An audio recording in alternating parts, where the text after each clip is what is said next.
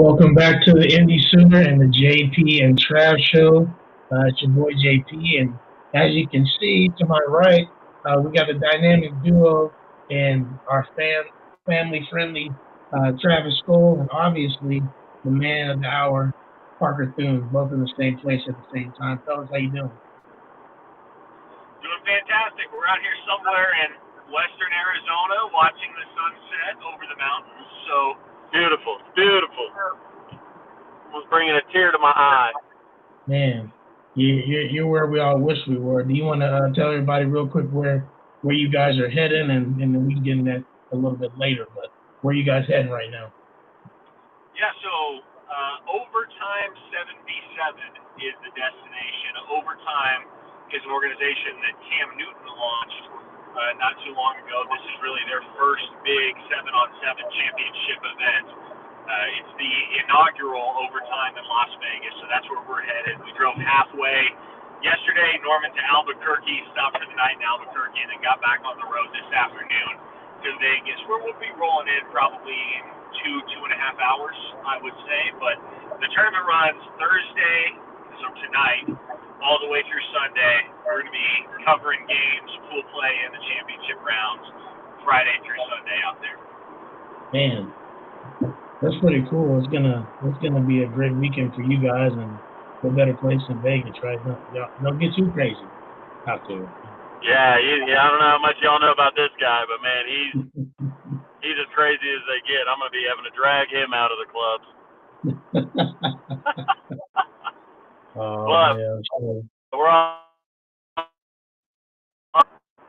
with some authentic and cream sodas at Fat Olive.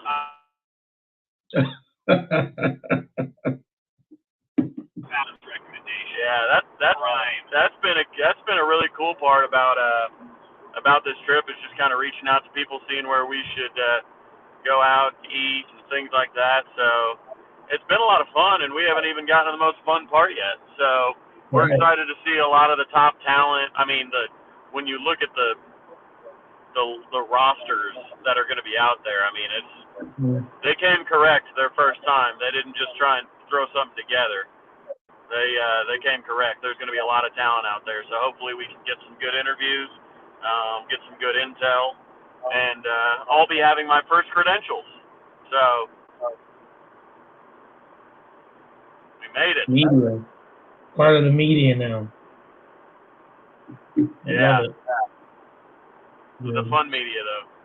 Yeah, absolutely. Well, hey guys, let's go ahead and get into it. Obviously, as most of us just saw, OU softball won their 6th national championship and 2nd in a row. Fun fact: the ticker you guys see down at the bottom, I had it set up for 20 minutes.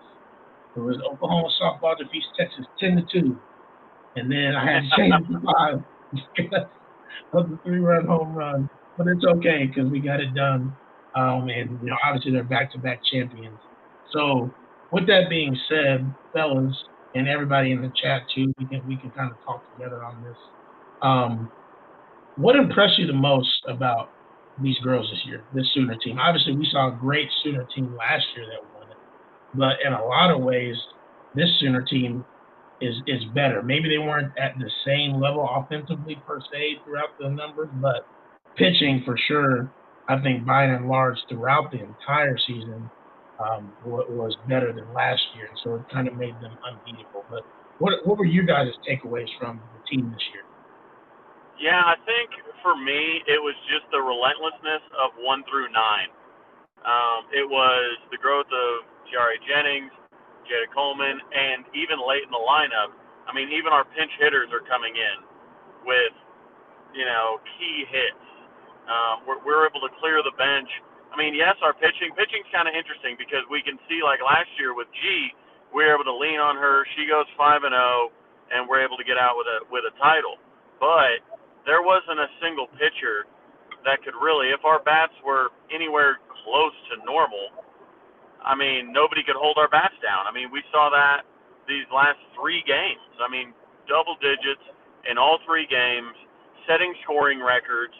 And that's the thing is, if you can break a team mentally by getting at their ace and getting at them over and over in their ace, I mean, Texas was going to run out of pitchers. I mean, they threw 4 pitchers yesterday. Tonight, Check comes out and she's dealing early, but once we figured out kind of that backdoor curveball, then it's like you go there and then you go Dulcini. Dulcini gives up, a 3-run jack, and then, I mean, the route is on. So you can have a pitcher like Dulcini who's like an all-American type pitcher. Mm-hmm. You can have Check who's got that sneaky curveball that really sets up against our righties. And, I mean, it didn't matter. I mean, I was talking to Parker earlier. We didn't see an Odyssey Alexander this year. We didn't see a Sandercock, and we didn't see Montana Fouts. But then I started thinking, would it have mattered? I mean, I'm not sure it would have. I mean, it didn't keep us from winning the title last year, and we saw 2 of them. So, I don't know. I think that's what impressed me most was just the absolute relentlessness of the entire lineup, 1 through 9. I mean, we pitched Jordy tonight, and Jordy didn't even have her rise ball, which is part of what makes her so dangerous. So I mean, we threw Jordy out there, and I think it's important that she was able to, get the win, especially just mentally going into next year or whatnot. But I'll tell you what, when those bats get hot, they can get hot from anywhere in the lineup, and they make you pay. But Parker, what do you think? Yeah, I mean, kind of along those same lines, Travis, I think what's most impressive when you're talking about the juggernaut that this team is how good at her job is Patty Gasso to build a team so well-rounded and so powerful that they can beat you at your own game. And not only can they beat you in your own game, they can handle you in contests. They can beat you with pitching. She's got 3 aces on the staff. Like Travis was saying, they can beat you from anywhere in the lineup, 1 through 9. Any point, any one of those bats can get hot, come up with a big swing, and turn the momentum of the game. It wasn't as if the Sooners were relying on Jocelyn Allo and T.R.A. Jennings this season, even though those 2 are the 2 best hitters in collegiate softball. If you take them out of the equation yesterday and today, the Sooners still win those 2 games convincingly. And so the fact that this Sooner team wasn't reliant on one specific player or even one group of players, one nucleus. You think back to the core 4 that the Yankees had when they had their dynastic run in the late 90s. Sometimes it's not one player, sometimes it's a nucleus, but the Sooners' nucleus is their entire team.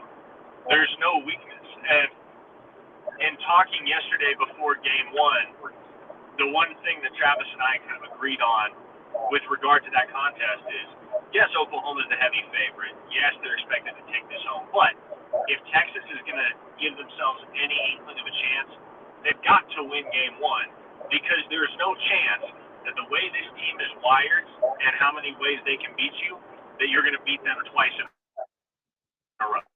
If you don't win Game 1, there's no way you come out on the victorious end of this series. And so I want to say the final record for the Sooners this year was 59-3, if I'm not mistaken, which puts them squarely among the most dominant programs as far as a single season in the history of the sport. And when you look at the fact that Patty Gasso and her Sooners have won, 6 of the last 9 national titles now, you're looking at a dynasty that stacks up against 5 of the last 9. 5 of the last 9, okay. Their 6 was in 2000. Okay, there you go. So you are looking at a dynasty right now that stacks up alongside Nick Saban's Alabama teams, that stacks up alongside Bill Russell's Boston Celtics, that stacks up against the Belichick and Brady New England Patriots. This is the dynasty that defines the sport of softball.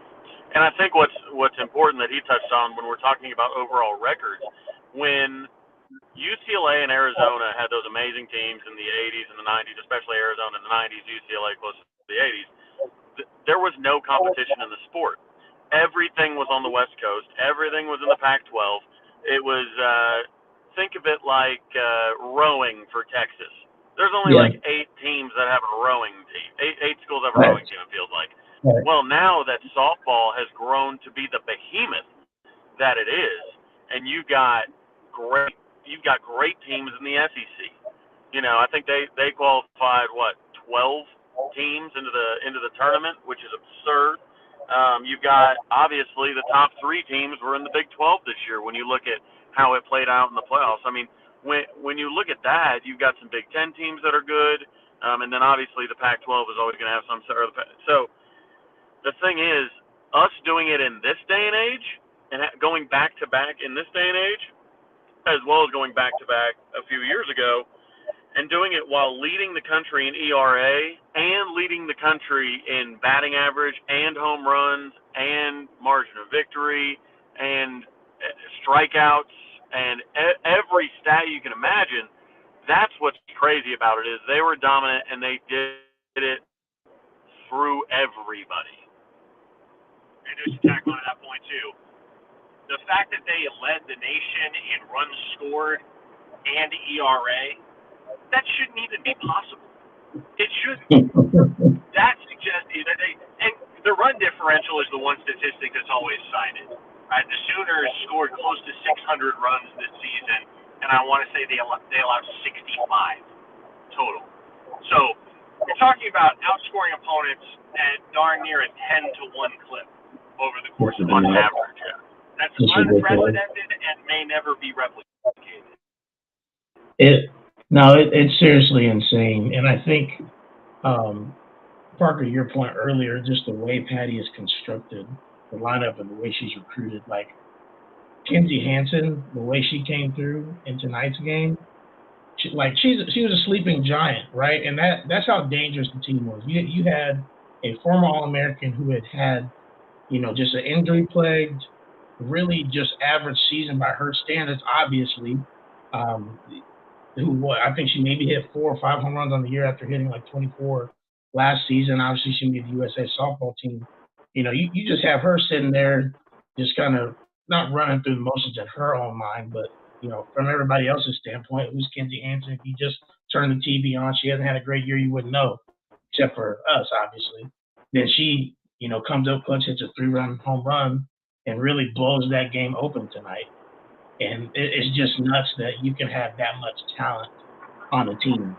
And Patty's really done a great job of collecting the talent, developing it, and ultimately getting them to be a cohesive unit that cares about each other. Because that is obviously an underrated quality of a great head coach, of having all that talent, but being able to get them to work to a greater goal, a common purpose, which is why Saban is also the GOAT in football. You have all that talent, but obviously there's egos. There can be this, there can be that. How do you get them to work together as a unit? And I think Patty's mastered that.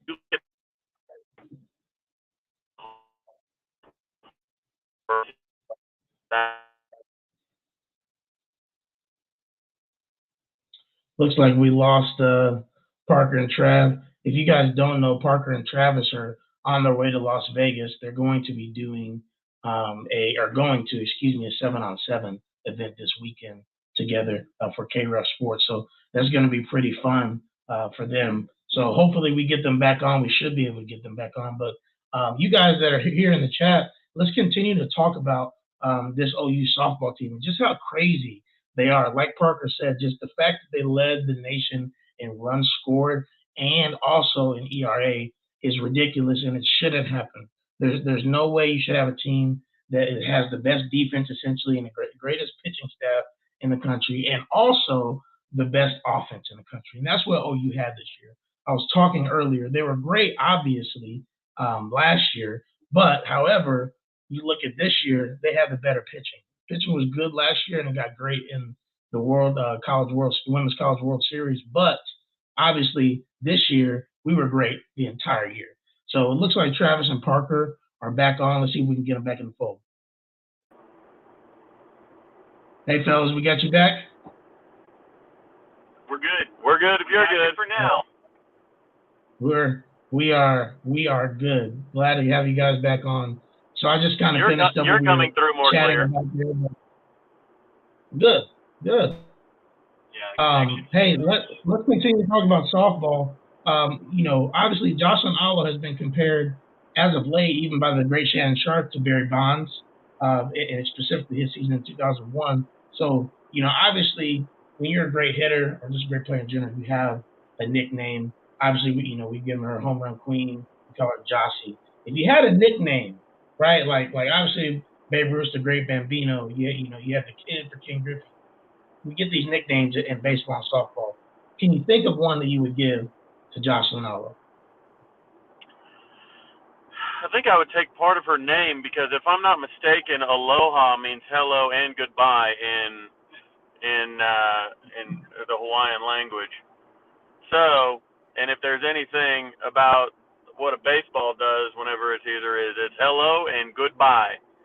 So that's I think that's what I would go with. Luckily, it's part of her name too. So I'm going with aloha.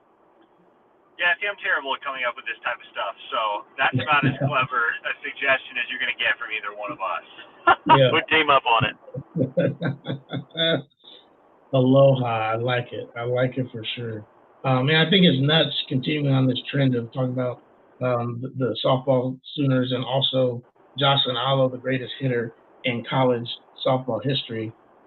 You could really say OU's had the top two hitters ever, right, with Warren Chamberlain kind of being behind her. So my question, I think, Jennings isn't far behind. Boom. There you go. That's where I was going. Do you think Tiare may be able to catch up to Jossie? She has 58, I believe, right now. Do you think she's going to be able to catch up to Josh, or do you think she may be benefited just a little bit in terms of, they would walk Jossie to get to her? Now that Jossie's gone, is she going to be the one getting walked next year, right? Is she going to have less opportunity? I'm interested to hear you guys' takes on that. Well, I think that ties back to the conversation we were having earlier, because this Oklahoma softball team, obviously it's going to be really, really hard to replicate the type of season that they just had, but if the drop-off, it's not going to be a significant one. This is still going to be an immensely dangerous lineup 1 through 9, and you look at who contributed and who came up in clutch hits in this championship series.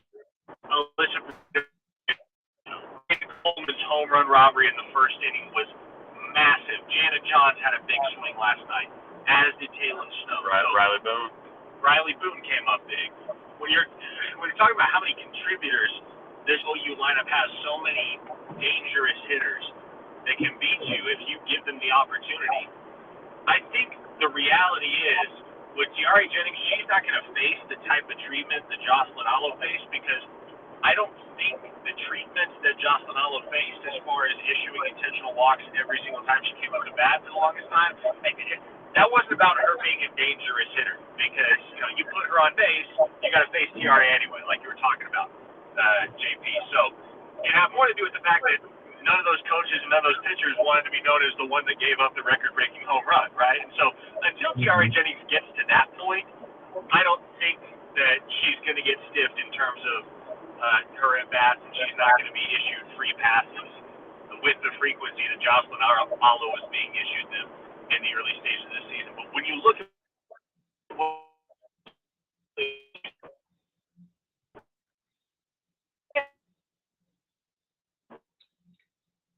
It's like they're breaking up a little bit again. And she's going to have to build upon it, but it's attainable. It is. Yeah. Here's one other thing real quick, still on the softball kilt before we get into a little bit of football talk. Grace Lyons does have another year, I believe, if she wants to be a super senior. Do you think she takes it, A, and B, if she does she now become the best player on your team next year, or is that Tiare? I still think it's Tiare. But, I mean, Tiare, Jada's going to have a spot in that discussion. I mean, with the way she feels, the energy energy she brings. I mean, how many times do we look up and she's she's let off with a double? It feels like it's half the time, even though it's not. Yeah.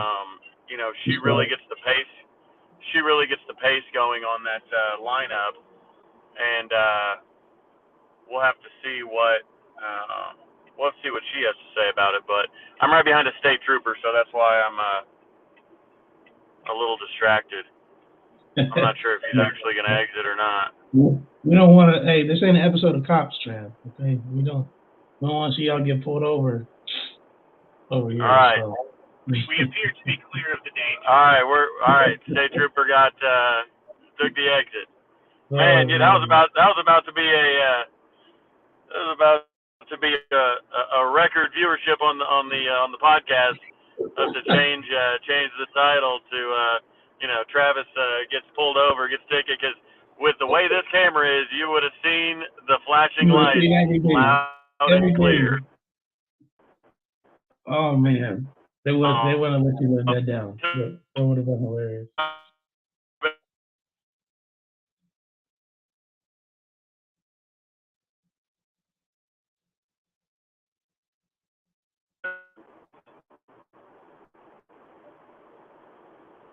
That's funny. You still got us? I do. You chopped up a little bit, but you're back now. Hey, let's talk a little bit about this last weekend. Let's get into the Champ U BBQ. Travis, I've been trying to work on my titles for you. I know you like the ones I had last week. So burn ends. There you go. Okay, what kind of recruiting response can we expect to see at a Champ U Family BBQ? Obviously, Parker, we know both of you know a lot. Share what you can, if you will. What you found from this weekend? What good things you've heard? So obviously, this past weekend was Oklahoma's big official visit weekend of the summer. 28 official visitors on campus.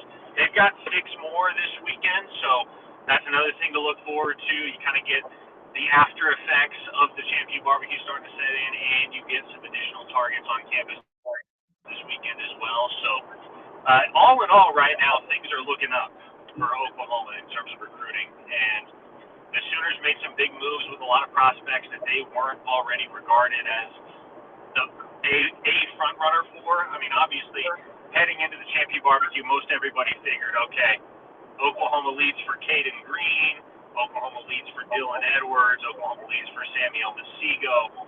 If you went down the list, it wasn't hard to pick out the guys that already were trending in Oklahoma's direction. But you look at the likes of a Richard Young and Anthony Hill, for instance. Those are the types of players with which Oklahoma needed to make a big move. Wilkin Formby, Dalen Smothers, the running back out of North Carolina. And Oklahoma did that. And from everything that I've been told, all of the conversations that I've had, this official visit weekend made a statement, and it was leaps and bounds better than the Champ U BBQ held by the former head coach and his staff last year. From everybody that I talked to that did attend both of those barbecues, last year's barbecue, the last under Riley, and this year's barbecue, the first under Venables. So, yeah, the returns may not be immediate. I think that's what everybody is kind of anxious about right now. That's why they're so on edge, is because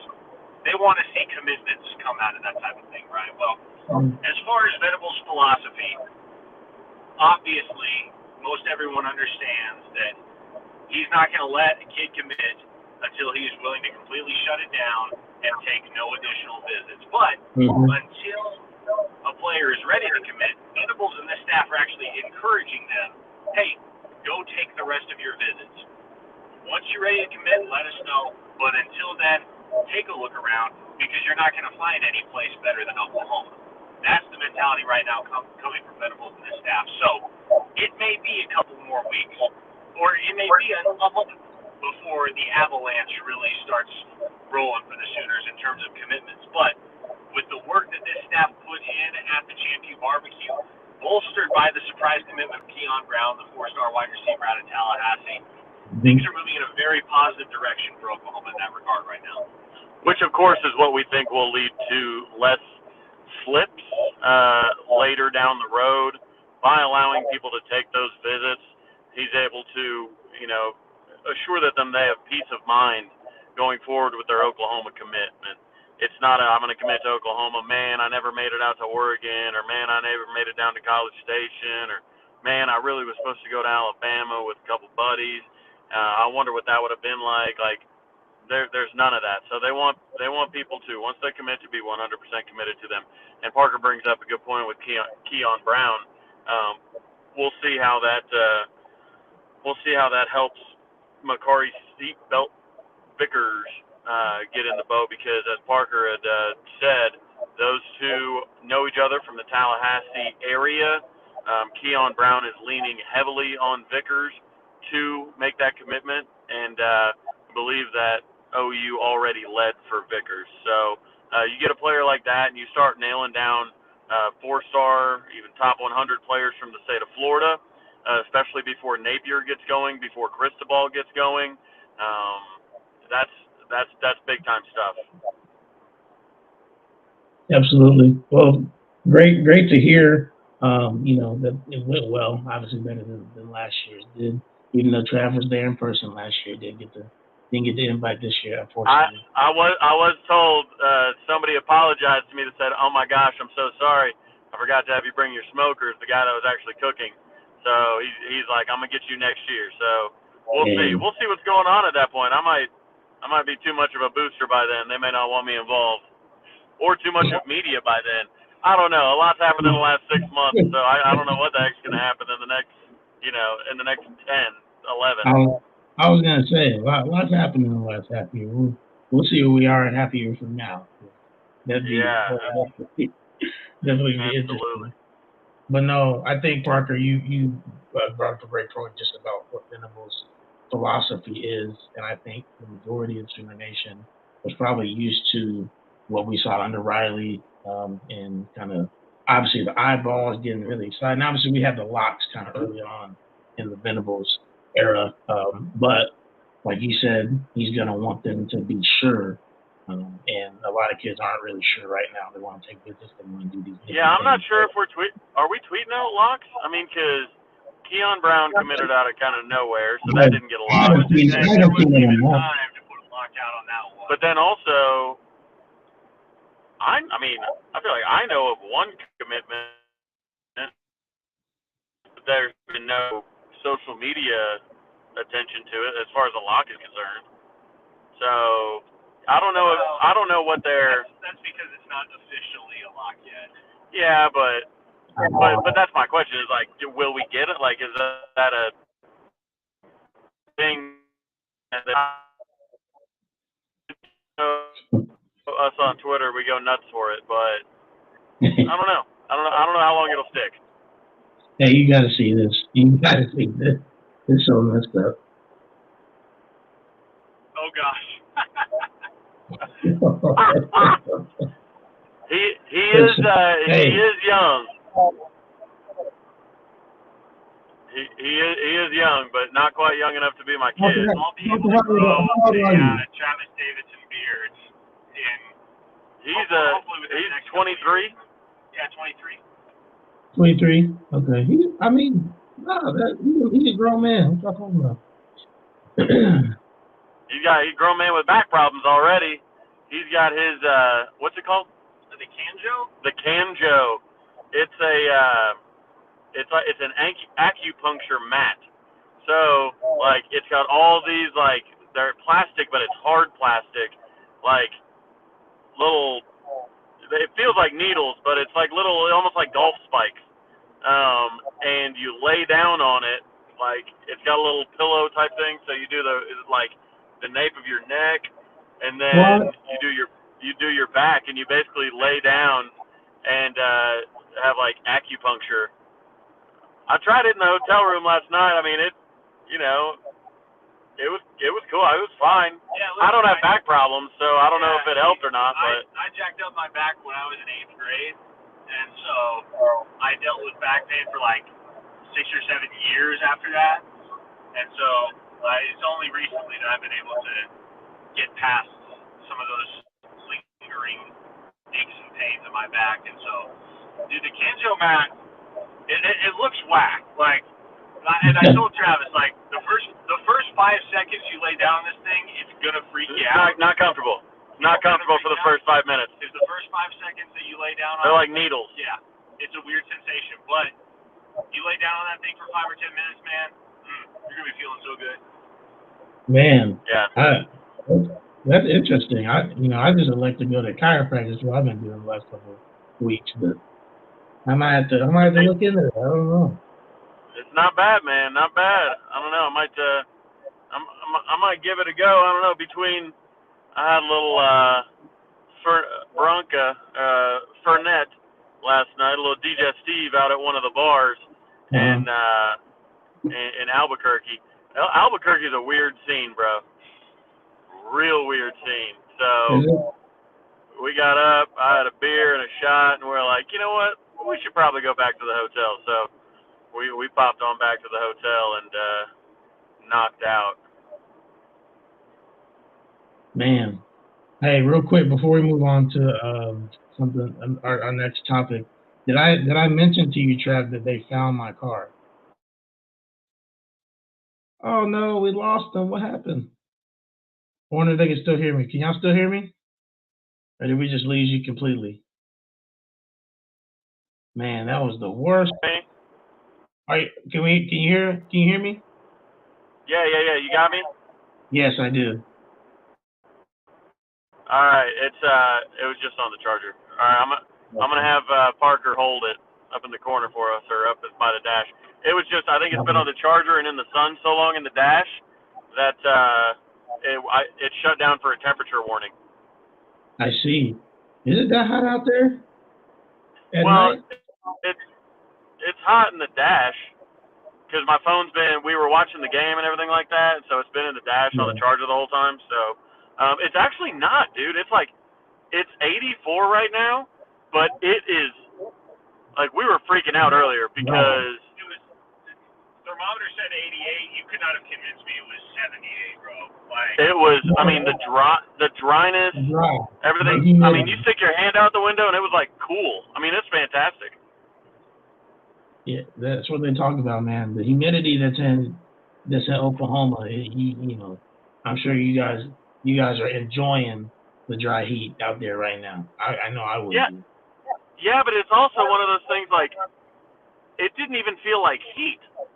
Like, I know what humidity versus no humidity feels like, but it didn't feel like heat at all. It felt cool. I'm like, this is weird, man. I stuck my hand out the window when we were driving. It felt like the air conditioning was on me, and it was 88 degrees outside. My word. It's trippy, what I was man. saying before the phone popped off. Right, yeah, your car got found? Yes. Now, the insurance, and so Parker, to catch you up, 2 weeks ago, my wife's car got stolen at a Kroger, just a grocery store, broad daylight, 2 p.m. So they found the car. It's in an impound lot somewhere. It got towed. So we already have our new car, thankfully. But yeah, we're what'd you go with? We got a Chevy Equinox. So okay, cool. Yeah, she likes it a lot. It was her first car that she had since we've been married. But she had an accident with that one. So but yeah, they called us the other day, and I was like, man, I never thought that they were actually going to find it, and they did. So hopefully they still have some stuff in there for us. But nah, that's good news for me. Man, that's great news. So I'd like to talk about messing with Schmitty in the summertime, because we've seen some of these Oklahoma players tweet out in the last week and a half or so since they started summer conditioning that they're really finding out what that line actually means. It's a fun pop culture line to say, but it's been real tough. I know that I personally have texted Brady Braun, who was the punter that we had on from Indianapolis. I asked him, hey, how'd the first workout go? And he just sent me dots. That's all he sent me. That's all he could say. And obviously, we see people on Twitter talking about different things. So I was going to ask you guys if you've heard any stories or anything that you can share, or just any thoughts you had on this whole thing. Well, my favorite tweet so far was Marcus Hicks saying that there's not enough oxygen in the air. That's hilarious. There were a couple other, I forget who tweeted it out. One of the former players tweeted out a picture of everybody looking like we're dead. Yeah. Was pretty epic.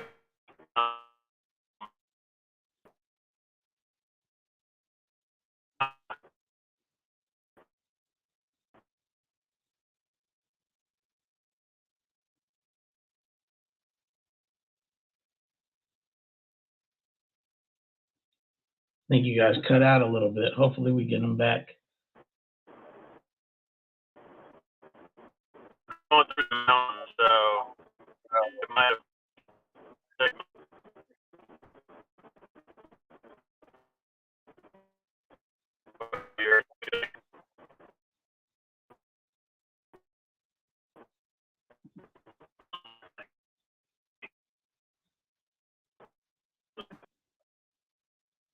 Man, we're experiencing technical difficulties with them out in Arizona, and that's okay. Hopefully, we get them back again if they decide to come back on. But like I told you guys, and like I was saying, the whole concept of messing with Smitty in the summertime, it's a serious one. We joke about it, but it's gonna be what makes champions, right? As we move into this first season under Coach Venables, it's why he brought him back. And it's why the players are tweeting out what they're tweeting out, because it's serious. It's serious. It's something that I can't even fathom what they're going through right now. So I think it's interesting. James, we'll see, man. Hopefully they get back on. Right now it says they're still not connected. Hopefully they're trying to get back on even as we speak. Waiting for their camera and their audio maybe to get connected. We'll get them back on here, and we'll kind of end the show with some questions and answers. And when we do that, hopefully we can end the show on a good note and without them having to be, here and there.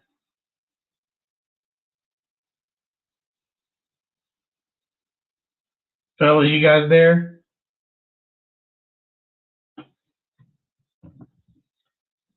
Might just not be in the cards tonight, and that is okay. Hopefully we can get them back in here. Let's just go ahead and move to the Q&A time, Q&A portion.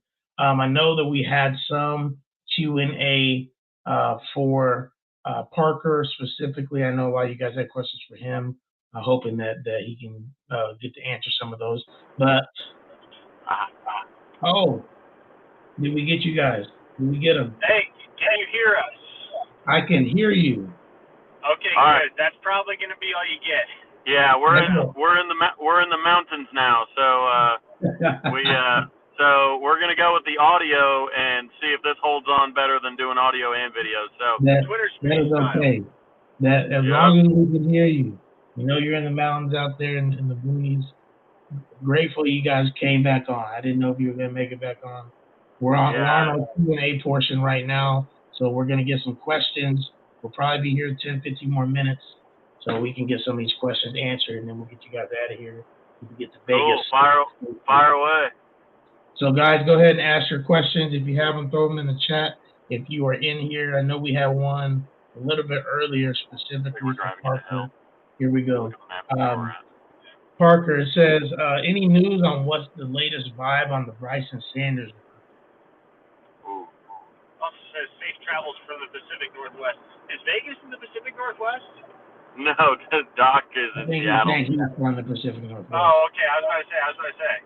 I don't know how far the Pacific Northwest extends now, because it could be like the DFW Metroplex extends into like Durant now. So I don't know, but that makes a lot more sense. So as far as Bryson Sanders goes, man, OU made a big move with him this past weekend, but I do know he was favoring Ole Miss heading into the weekend. I think it's Ole Miss or Oklahoma right now, and my gut right now, if I'm being honest, says Ole Miss. I don't think it's out of the question that he pulls the trigger in favor of OU in the next couple of weeks here, but that's not one that I don't think is completely decided right now. He said he was going to sit down with his parents over this coming weekend and kind of talk through it. I do expect it'll be Ole Miss or Oklahoma.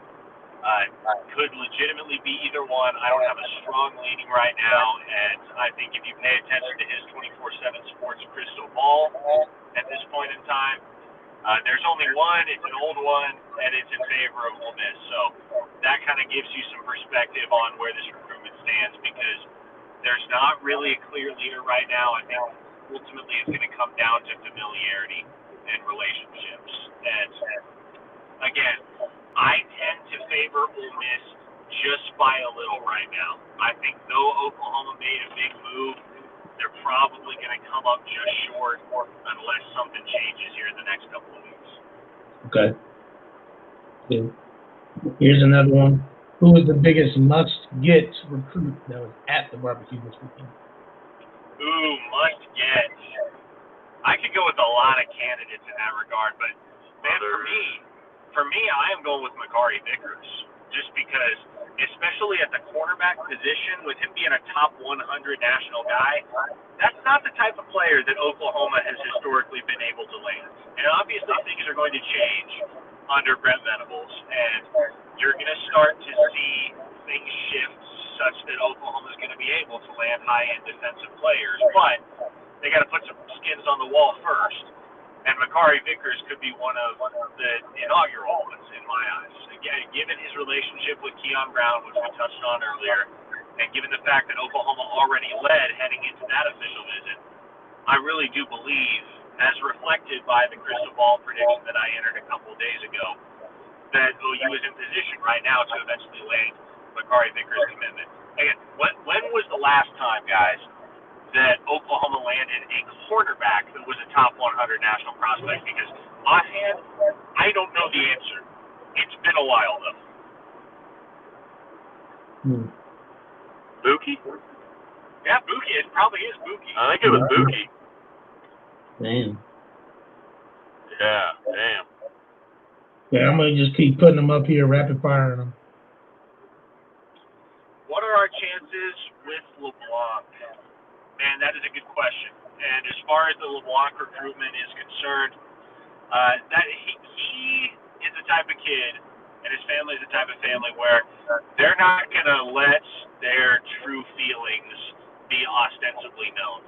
And so I think as we head into Derek LeBlanc's commitment week, whenever that may fall, whether it's July or August or October, I think is the most recent timetable that he's put forth, I think there's still going to be some uncertainty as to where he lands.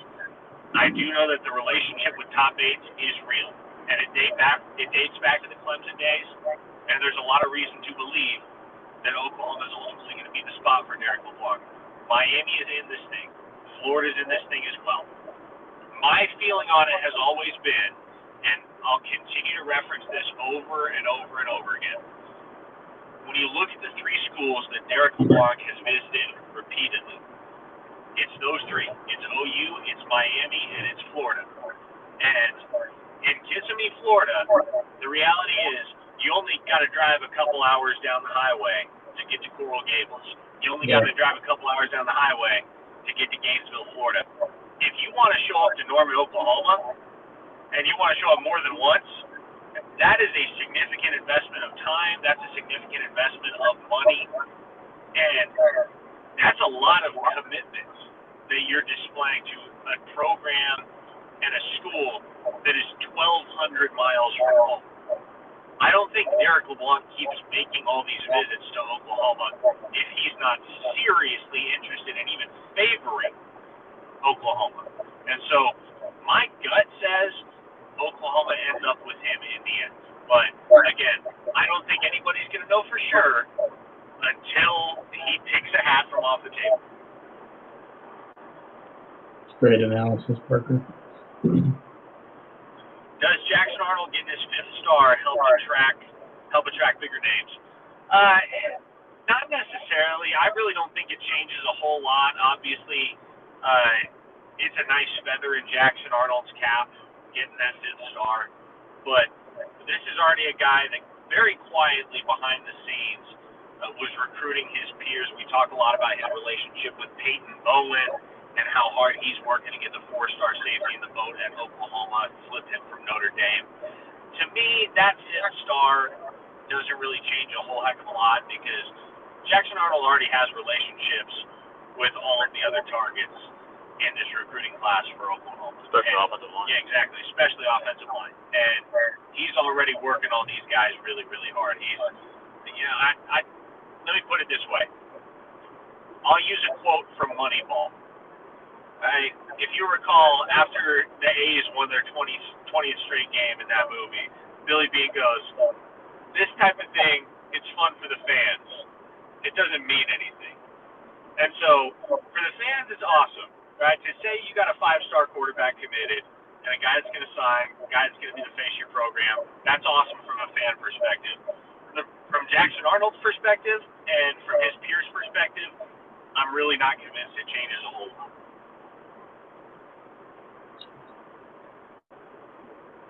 See here, we got a couple more. Any updates on Richard Young or David Hicks? I know some guys will wait until signing day. Yeah, David Hicks is going to be one of those guys, I think, that if he doesn't wait till signing day, he will at least wait until December or January.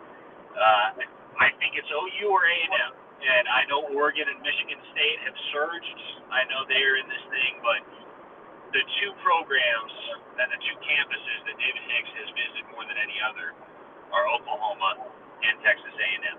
And that's where the strongest relationships are. He would tell you the exact same thing if he were in here with us right now. His dad even says the same thing about Bates. Yeah, so I think it will come down to those 2 schools, and obviously when you're talking about a battle between OU and A&M for a 5-star defensive lineman, the last couple have not gone OU's way. And so you kind of have to guard yourself against the natural sense of cynicism and skepticism that's going to develop with regard to the recruitment of David Hicks. I think if I had to put money down right now, I'd probably put it on A&M, but I think it's a very, very close to 50-50 race, and there's a lot of confidence from the OU camp right now that Hicks is going to be a shooter. For me, I got to see the momentum swing in that direction first before I'm going to confidently predict that, because that was the one thing about the Levius Overton situation. That's kind of why I'm taking a more cautious approach here, is because everybody expected things to swing in OU's favor for LT Overton, but we never saw anything tangibly indicate that that was on the precipice of happening. And so I'm being a little bit more cautious with regard to the David Hicks situation. With Richard Young, man, I have much the same feeling, and I've been saying it all week. Look, OU did make some significant progress when they hosted Richard Young on his official visit. I think Richard Young's eyes were open to the type of experience that he could have at Oklahoma, particularly running behind some high-grade offensive linemen, the likes of Caden Green and Josh Bates, Wilkin Formey, Peyton Kirkland, if OU ends up closing on some of those big boys that they hosted this past weekend. But for me, it's always felt like Richard Young ends up at Alabama. Now, the thing that might throw a wrench in the calculus there is if Cedric Baxter, one of the other top running backs in the 2023 class, ends up committing to Alabama before Richard Young. And look, I think it's well within the realm of possibility that Alabama could sign 2 top 100 national running backs. I don't think they're going to pursue Richard Young with any diminished fervor if they get a commitment from Cedric Baxter. But from Young's perspective, it may make Alabama a less attractive destination if he has to go somewhere where he's not going to be the guy and he has to operate in a timeshare out of the backfield. So he's got official visits planned this month to Georgia, Notre Dame, Oregon, and I want to say Florida is the other one, if my memory serves me correctly. Ohio State is in the mix as well. I think Oklahoma may very well be number 2 right now to Alabama, but this is where you also have to keep in mind the fact that his impressions of Notre Dame and Georgia and Oregon are going to be fresher because those official visits come later chronologically. So I'm at the point, and I have been for a while, where I'm just going to have to see it to believe it with Richard Young. Getting a 5-star running back out of the state of Florida is not something that OU has historically been able to do.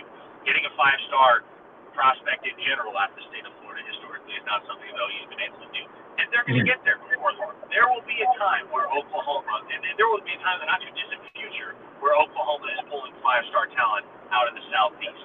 But I'm not going to go all in predicting that Richard Young is going to be the first through the wall until there's some tangible evidence to back that up. Okay, is there any smoke on Cecilia Kana? Yeah, OU's in that one. Very much in that one. And he might be the biggest wild card right now in the 2023 class because as Oklahoma's hopes of keeping by Job in the Super State kind of start to fizzle a little bit with his offer from Alabama now being committable and Georgia coming pretty hard after him, I think the reality is that the one guy you can count on at the edge position right now is BJ Adebawore. He is a heavy Oklahoma lean, and unless something goes haywire there very quickly, I think he will be committed to Oklahoma pretty expediently here. Beyond that, you are looking at an edge board that consists of Arion Gillette, Colton Bosick, and Cecilia Kana. Now, the Sooners are hosting Bosick this weekend. He'll be arriving on campus tomorrow for his official visit. That is a guy that Oklahoma is very, very high on the list for. Right now, I would say that is a battle between OU, Oregon, and Clemson for his commitment. So that is one to watch. But for Cecilia Kana, his official visit comes a lot later in the process. He's visiting on the final weekend of July. So we're talking right now about a top 100 edge rusher from the state of Utah. I mean, when was the last time OU signed a player from the state of Utah? And forget a top 100 player from the state of Utah. Any player from the state of Utah. That's historically not been. That's not been a state that's been a feeder for Oklahoma in years past. And so if they can keep up the momentum that they've begun to accrue in Cecilia Kana's recruitment, yeah, there's a chance he ends up in Norman. And I'm not anywhere close to a point where I'd put a crystal ball in favor of Oklahoma. But when that official visit weekend rolls around, July 29th, keep your eyes peeled and pay attention to the reports and the vibes that come out of Norman in the aftermath of his official visit, because if everything goes swimmingly, I think the Sooners could very well emerge as the lead contender in his recruitment. But again, there's a long way to go between now and the final weekend of July. A lot can change. I'm not getting my hopes up too high yet if I'm an Oklahoma fan with regard to Cecilia Kana, but that is a guy that's worth filing away in the back of your mind as somebody that could emerge as a big-time wild card in this cycle for the Sooners. Are we still in on Jackson's teammate, the safety? That'd be Peyton Bowen, and we just touched on him. Yeah, so that's kind of an interesting situation as of late because he's still technically committed to Notre Dame. Nobody is really all that convinced technically that commitment to Notre Dame is going to hold. He just visited Alabama last weekend. He's visited Texas A&M, but he's visited OU several times, and the connection with Arnold is very significant. The proximity to home is very significant for the son of a single mother and somebody who has a brother a year younger who's going to be playing his senior year of high school while Peyton Bowen's playing his freshman year of college. So that OU offered. Yes, there is plenty of reason to believe that Peyton Bowen could be a Sooner, but at this point, something tells me this process might drag out longer than anybody wants it to. And I think at this point in time, everybody's just kind of anticipating his decommitment from Notre Dame because the general consensus is that's a matter of when, not if. Now, once that happens and he's officially back on the open market, there are going to be a lot of teams that make a renewed push for him. But once he does decommit, assuming that does happen, I would consider OU the front runner because of his affinity for the university, the fact that he's visited so many times, as well as his relationship with the linchpin of OU's 2023 class in Jackson Arnold. Okay, haven't heard much from Coach Murray about running backs. Has the outlook been bright, or is he keeping the view closer to the vest? So yeah, the running back board, man, that is really interesting right now. And as far as the candidates, you're gonna have two takes in the class of 2023 at the running back position. The Sooners are gonna take two backs. The guys at the top of the list, in terms of likelihood that they end up at OU, I would say rank as follows. Dalen Smothers is at the top for me after his official visit this past weekend. OU has surged big time in his recruitment, and they are the leader right now. Dylan Edwards, OU still leads there, although that situation has become something of an ordeal as of late.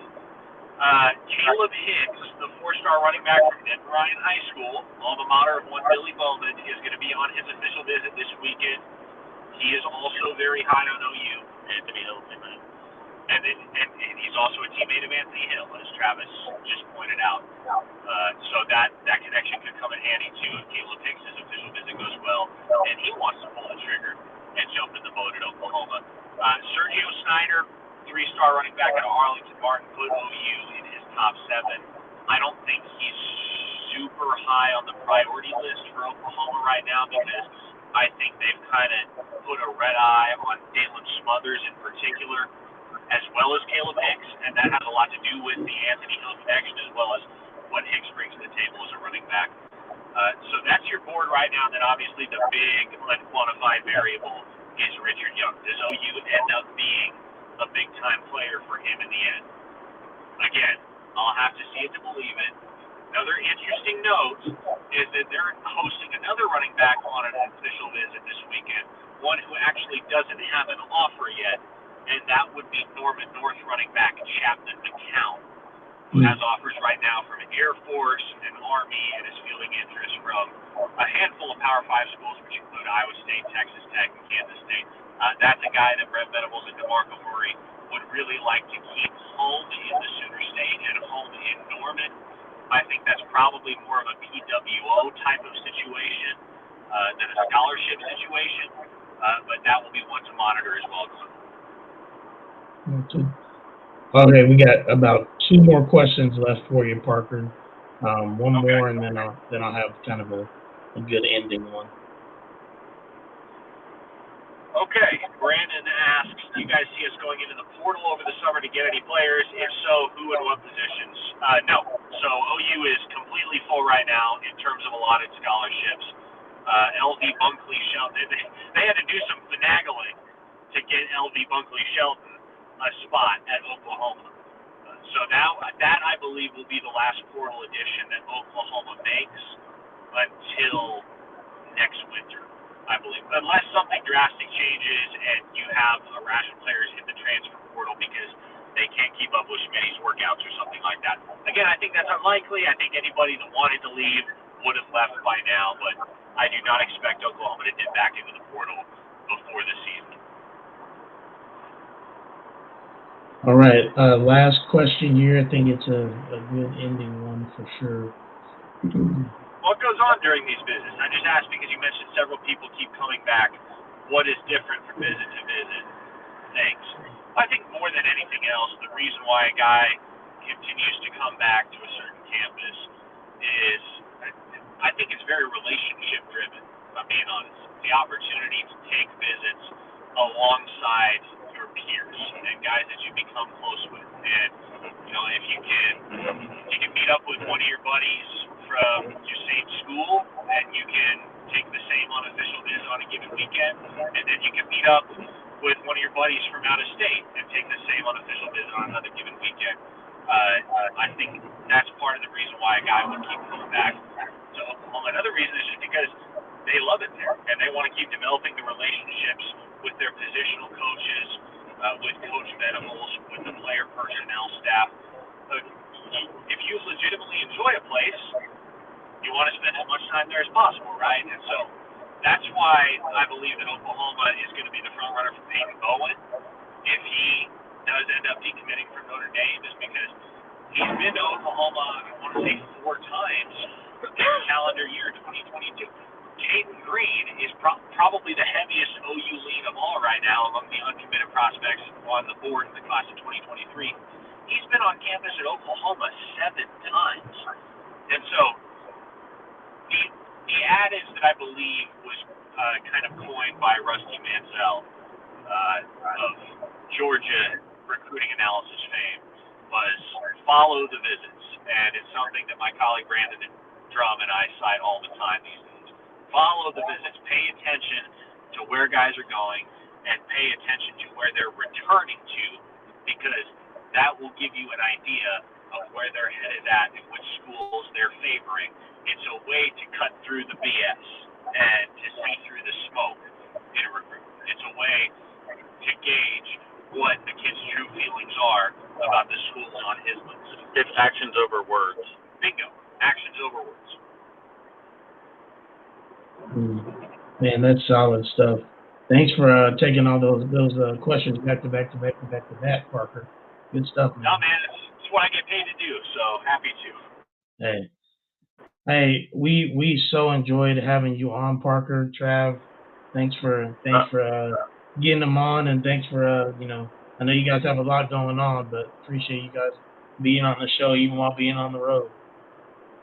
Yeah, absolutely, man. It's I know this was a weird one. It was like, all right, we're going to push it back a day, but we're going to push it back half an hour. All right, we're going to push it back a little more. But that's what happens when your teams win national titles. You gotta be flexible. So. Oh yeah, absolutely. And again, just a reminder for those who don't know, and you should, Oklahoma softball did win their 6th national championship overall, 2nd in a row, back-to-back natties. For Miss Patty Gasso. So, that's going to be it for me, for Trav and Parker, our time here on the JP and Trav Show. We appreciate y'all. We'll see y'all next week. Man, go enjoy this national championship. Revel in it. This is one of the best teams in any sport of all time, genuinely. So let's enjoy this for sure. Let's go watch content that was made, probably even while we've been on this. And fellas, you guys get to your hotel safely. Are you staying in on the strip, or where are you staying at? We're not staying off the strip or on the strip. Staying a little closer to where the event's being held, which is up in the northwest part of town. Okay. So it's way up in the northwest part. Gotcha. We're here to work. Just hard work. Yeah. We'll just try and have some fun. No promises, but. No promises. Well, have fun for me if you can, and you guys be safe. Will do. I appreciate you guys. Of course. Parker, thanks, man. Appreciate you. Yeah, great to meet you, JP. Take care. Yes, sir. All right, Trav. We'll see you soon, man. All right, later. Bye.